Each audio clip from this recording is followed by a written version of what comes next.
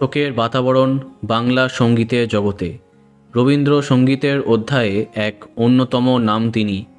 ৮ থেকে ৮০ তার গানে একসময় মোহিত হয়েছে অসংখ্য বাঙালি। প্রয়াত হলেন বাঙালির অন্যতম প্রিয় রবীন্দ্রসঙ্গীত শিল্পী অর্ঘ্য সেন। মৃত্যুকালে শিল্পীর বয়স হয়েছিল ৯০ বছর।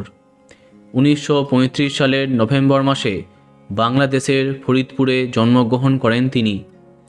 সেই ছোট্টবেলা থেকে গানের প্রতি তার আকর্ষণ কারো নজর এড়িয়ে যায়নি। অনেক ছোটবেলায় কলকাতায় চলে আসেন তারা। স্কুল জীবন শেষ করে সেন্ট জেভিয়ার্স কলেজ থেকে বিজ্ঞান নিয়ে স্নাতক পাশ করেন তিনি। তারপরে বিভিন্ন সরকারি সংস্থায় চাকরি করেছেন গায়ক। রেডিওতে পঙ্কজ কুমার মল্লিকের গান শুনে অনুপ্রাণিত হতেন। রবীন্দ্রসঙ্গীত শিল্পী হিসেবে ধীরে ধীরে তার আত্মপ্রকাশ ঘটে।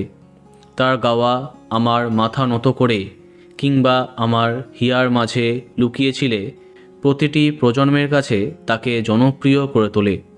এদিন এই মহান শিল্পীর প্রয়াণে শোক জ্ঞাপন করে মুখ্যমন্ত্রী লিখেছেন, বিশিষ্ট রবীন্দ্রসঙ্গীত শিল্পী অর্ঘ্য সেনের প্রয়াণে আমি গভীরভাবে শোকাহত। তার চলে যাওয়া বাংলা সাংস্কৃতিক জগতের এক অপূরণীয় ক্ষতি। আমি তার বিদেহী আত্মার চিরশান্তি কামনা করি। আমি তার পরিবার ও অনুরাগীদের গভীর সমবেদনা জানাই। বন্ধুরা, ভিডিওটি এইটুকুই। বাংলা বিনোদনের অন্যান্য খবর পেতে সাবস্ক্রাইব কারেন্ট বস।